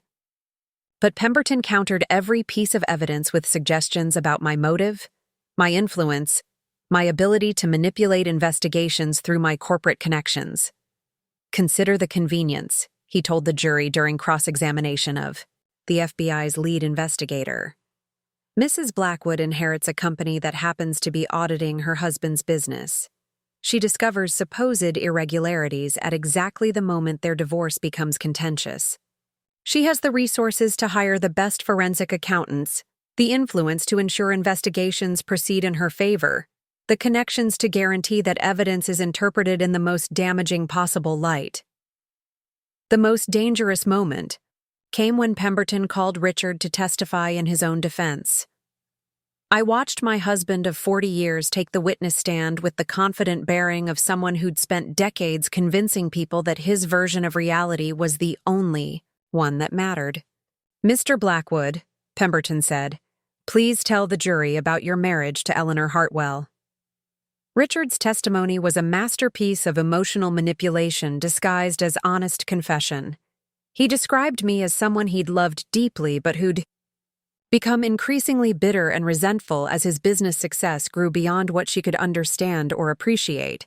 He painted a picture of a woman who'd once been brilliant, but had allowed that brilliance to curdle into jealousy and vindictiveness. "Eleanor was remarkable when we first met," Richard said, his voice carrying just the right note of nostalgic sadness. "Truly gifted with computers and analysis. But she made the choice to abandon her career, and over the years, that choice made her resentful of anyone who continued pursuing professional success. The lies were breathtaking in their psychological sophistication. Richard transformed my sacrifice into personal failure, my support for his career into evidence of inadequacy, my rediscovered capabilities into proof of vindictive motivation. When I fell in love with Jessica," he continued, "it wasn't because Eleanor wasn't good enough. It was because Eleanor had become someone who couldn't celebrate anyone else's achievements. She saw Jessica's youth and enthusiasm and felt threatened by everything she'd chosen not to pursue." Pemberton guided Richard through a narrative that portrayed our divorce as inevitable and my investigation as elaborate revenge. By the time Richard finished testifying, I could see doubt in several jurors' eyes. Maybe I was exactly what Pemberton claimed, a bitter woman using inherited power to destroy an ex-husband whose only crime was outgrowing their marriage. But Pemberton made one crucial mistake. He was so focused on destroying my credibility that he forgot about Jessica's testimony, scheduled for the following day. He'd dismissed her as a manipulated pawn, someone whose evidence could be explained away as the product of my influence, and her own guilt about the affair. He had no idea that Jessica Martinez had spent 6 months preparing for this moment, with the focused intensity of someone determined to prove that her intelligence was real, her integrity was intact, and her professional competence couldn't be dismissed or diminished by anyone's convenient narrative. Jessica took the witness stand wearing a navy blue suit that projected competence without ostentation, her testimony materials organized with the precision that had made her forensic analysis so devastating. When prosecutor Sarah Chen asked her to explain her investigation of Blackwood commercial properties, Jessica's response was methodical, detailed, and absolutely devastating. "I discovered systematic theft totaling $4.7 million across 43 client accounts," Jessica testified, her voice steady despite the weight of what she was revealing. The evidence included unauthorized transfers, falsified investment records, and manipulated property valuations designed to hide embezzlement from legitimate business clients. Pemberton's cross-examination was aggressive and personal, designed to portray Jessica as either complicit in Richard's crimes or manipulated by my desire for revenge. But Jessica had prepared for this attack with the thoroughness of someone who understood that her entire professional future depended on this moment. "Ms. Martinez," Pemberton said with barely concealed hostility, "isn't it true that you conducted this so-called investigation while engaged in an affair with the defendant?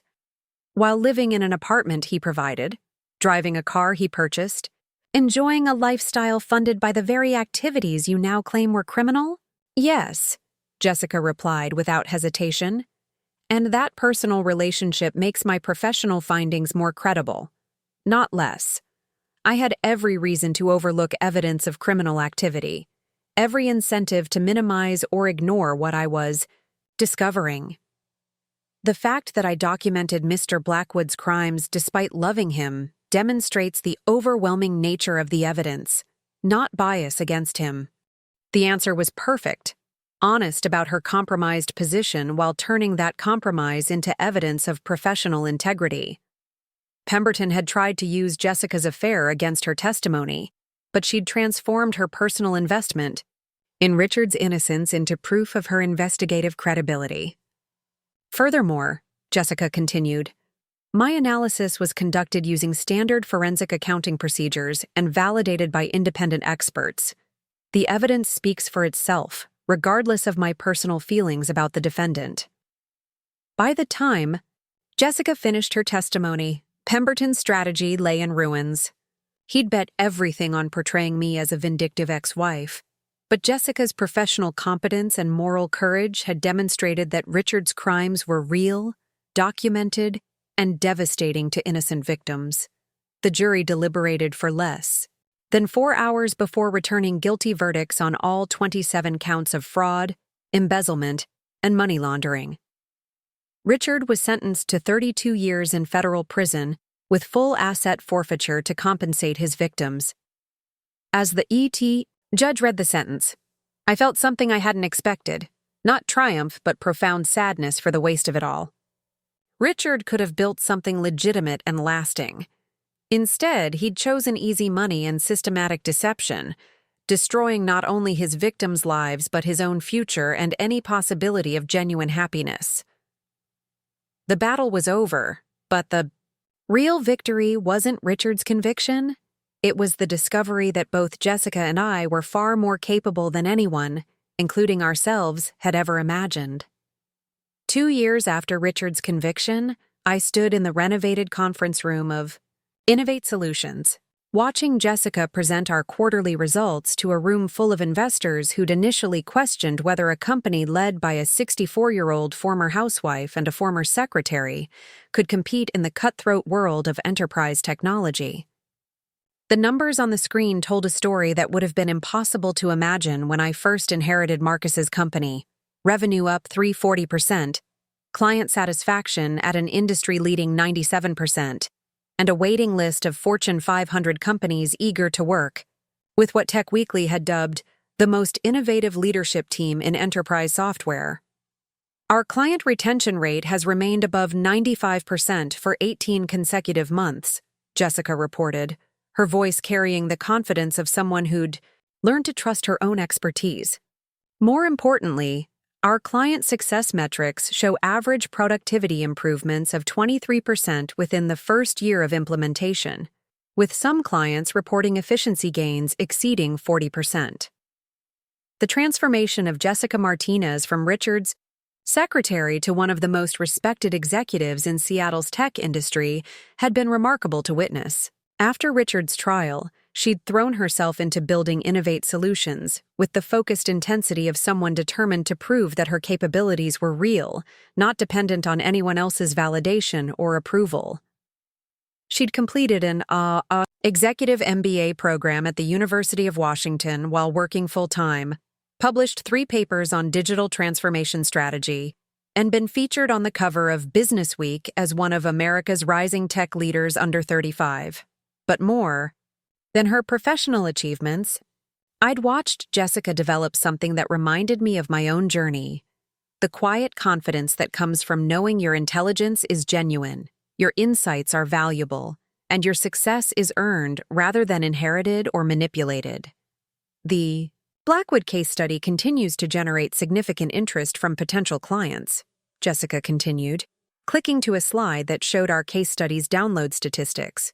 Companies facing similar digital transformation challenges see our forensic analysis and systematic modernization of their infrastructure as evidence of our ability to handle complex, sensitive projects with absolute discretion and technical excellence.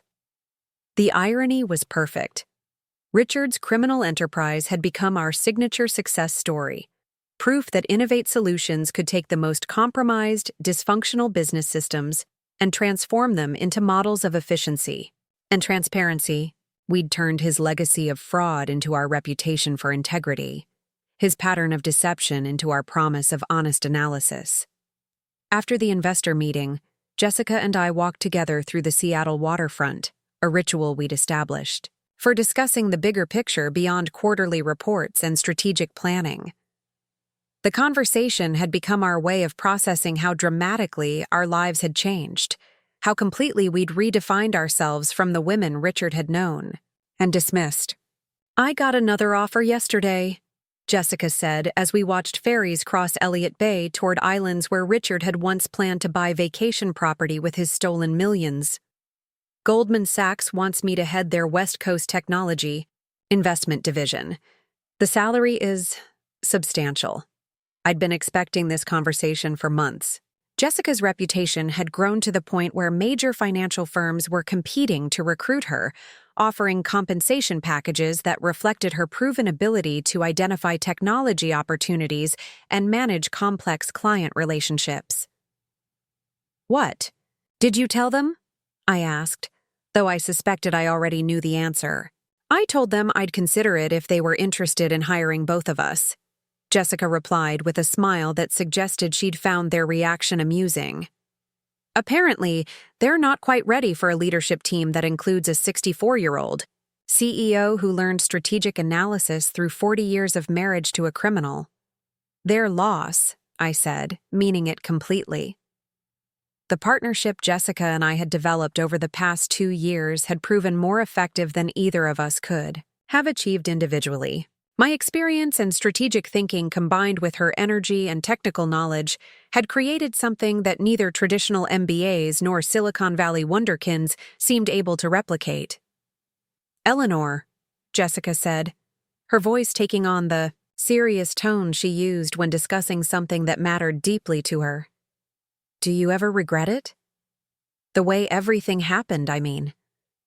Richard's conviction, the destruction of your marriage, the path that led us to where we are now?" I considered the question as we walked past Pike Place Market, where tourists and locals mingled in the organized chaos of Seattle commerce. 2 years ago, I'd been a woman whose identity was entirely defined by someone else's success, whose intelligence had been systematically suppressed, whose future seemed limited to whatever financial security a divorce settlement might provide.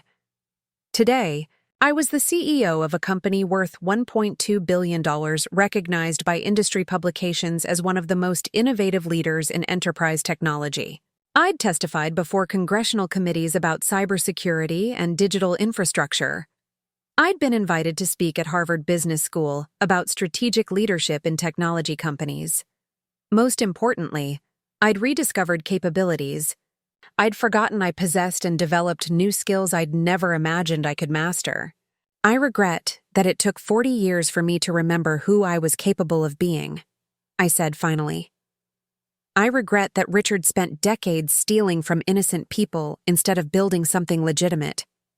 I regret that you had to learn about professional integrity by documenting evidence against someone you loved. But do you regret the outcome? No, I said without hesitation. Jessica, 2 years ago we were both living lies. I was pretending to be less intelligent than I actually was, accepting dismissal and diminishment as the price of marriage. You were believing that your value came from impressing men who saw you as decoration rather than recognizing your genuine capabilities. We stopped at the railing overlooking Elliott Bay, where the afternoon sun painted the water in shades of gold and blue that reminded me of possibility rather than limitation. Richard's greatest crime wasn't stealing money, I continued. It was convincing intelligent women that their intelligence didn't matter, that their insights weren't valuable, that their success required validation from someone who'd never bothered to understand their real capabilities. Jessica nodded, understanding exactly what I meant. He told me I was brilliant, but only when my brilliance served his purposes. He said he valued my strategic thinking, but only when that thinking supported his predetermined conclusions. He claimed to respect my professional judgment, but only when that judgment made him look good. The same pattern he used with me for 40 years, I agreed. Praise that was actually control, support that was actually suppression, love that was actually possession. "So what we built together," Jessica said, gesturing toward the city skyline where Innovate Solutions headquarters rose among the towers of legitimate enterprise. "This is what happens when intelligent women stop accepting other people's limitations on their capabilities." This is what happens when we learn to trust our own judgment, instead of seeking validation from people who never respected us enough to be honest about who they really were. As we walked back toward the office, I thought about the letter I'd received that morning from Richard, his first communication since his conviction 2 years earlier. Written from federal prison in California, it was exactly what I'd expected. A mixture of self-pity, blame-shifting, and manipulation disguised as reconciliation. He'd claimed that his crimes were the result of pressure to maintain the lifestyle I'd expected, that his affair with Jessica was an escape from a marriage that had become professionally stifling, that his conviction was the product of vindictive prosecution driven by my influence rather than genuine justice. Even from prison, facing 30 more years of incarceration, Richard remained convinced that he was the victim of circumstances beyond his control. I'd read the letter once, filed it with the other evidence of his continued refusal to accept responsibility for his choices, and moved on to more important matters. Strategic planning for Innovate Solutions' expansion into artificial intelligence applications, Jessica's development as a technology leader, and the satisfaction of building something legitimate and lasting. The woman Richard had abandoned as outdated and irrelevant had become one of the most successful executives in Seattle's technology industry. The secretary he'd claimed to love, for her brilliance had proven more strategically sophisticated than he'd ever been capable of understanding.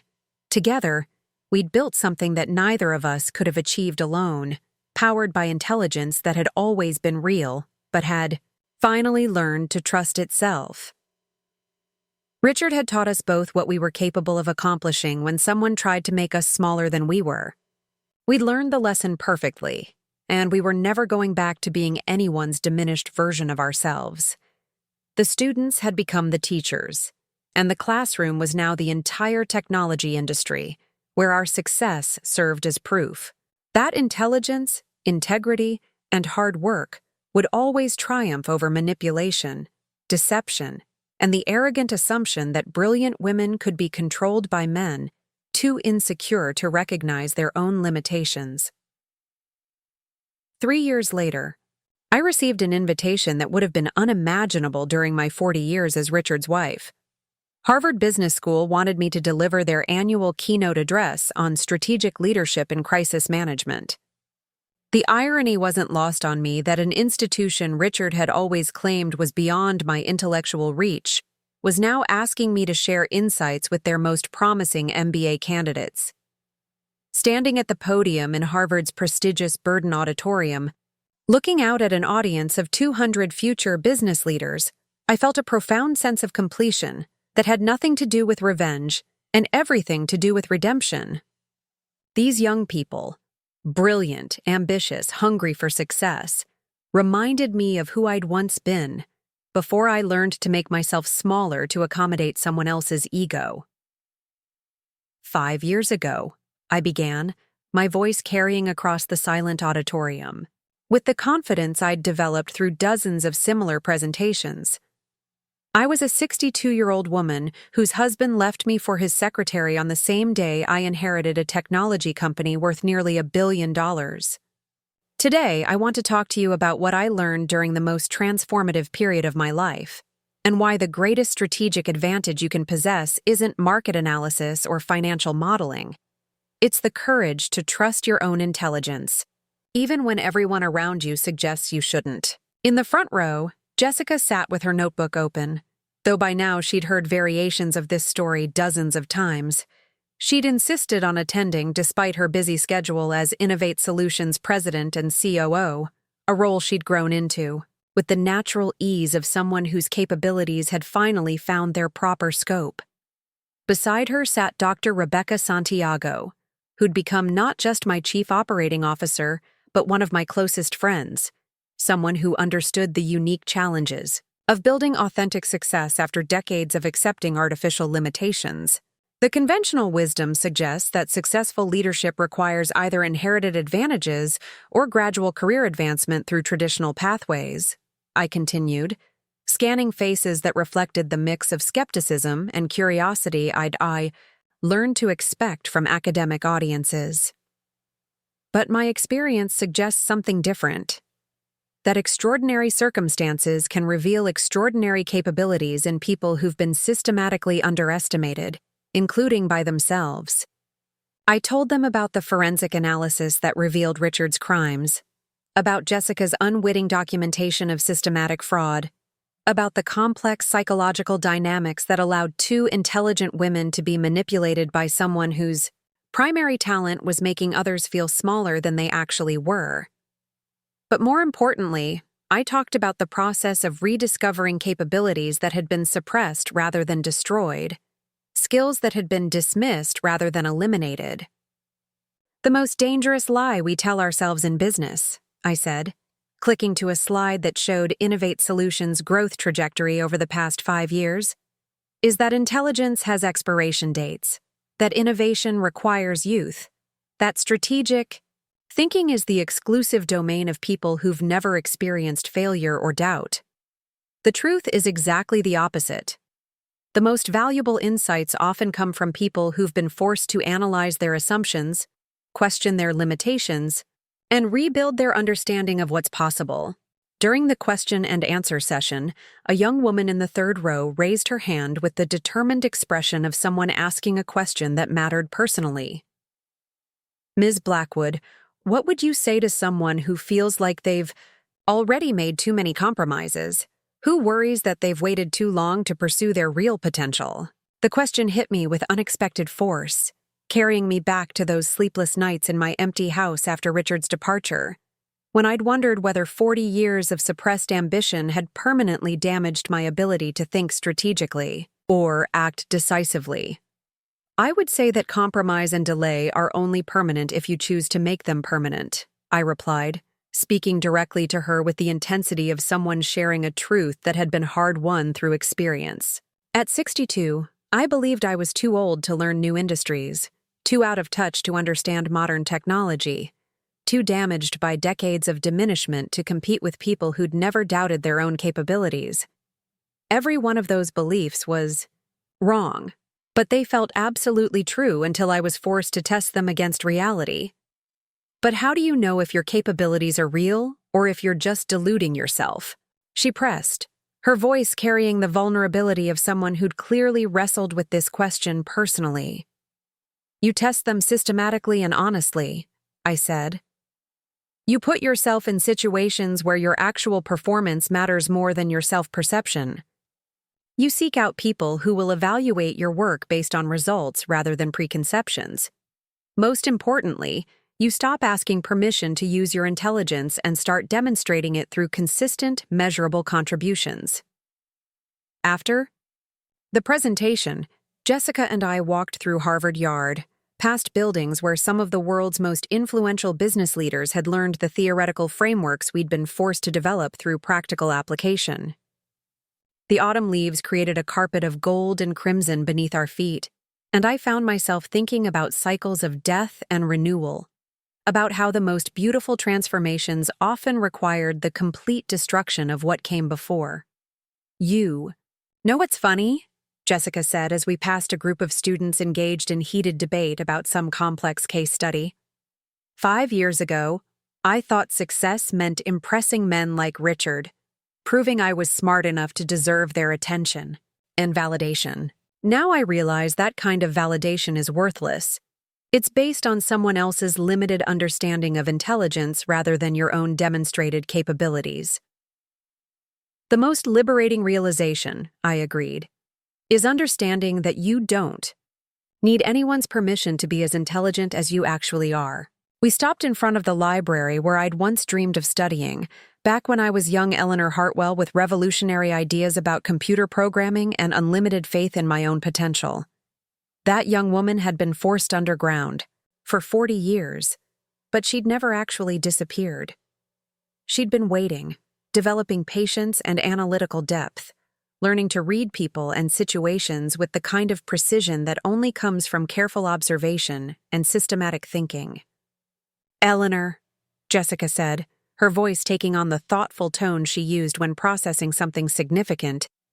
Do you think we would have become who we are now without Richard's betrayal?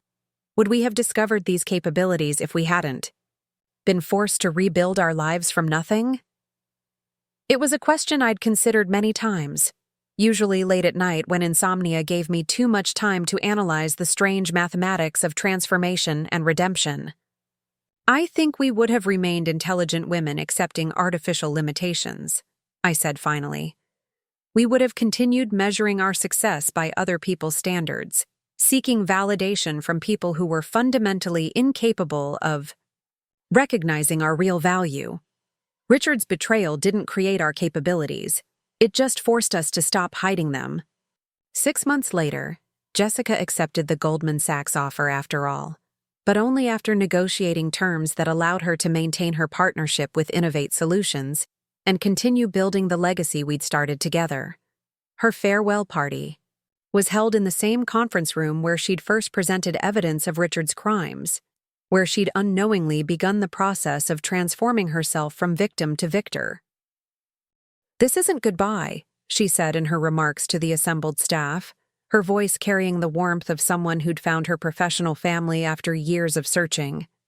"This is expansion.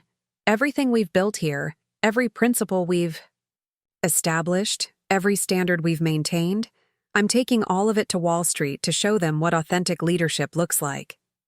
As I watched Jessica prepare for the next phase of her career, I felt the deep satisfaction of a teacher whose best student had surpassed every expectation. She'd learned to trust her intelligence completely, to value her insights appropriately, to demand the respect her capabilities deserved. The woman who'd once thought her worth was determined by impressing older men now understood that her value came from the consistent application of genuine expertise to complex problems. Richard had been eligible for parole after serving 2/3 of his sentence, but his applications had been consistently denied due to his continued refusal to accept responsibility for his crimes or demonstrate genuine remorse for the harm he'd caused. His victims, small business owners, retirees, families who'd trusted him with their financial security, had submitted impact statements describing ongoing hardship caused by his theft. The parole board had concluded that someone who couldn't acknowledge the damage he'd caused wasn't ready to be trusted in society.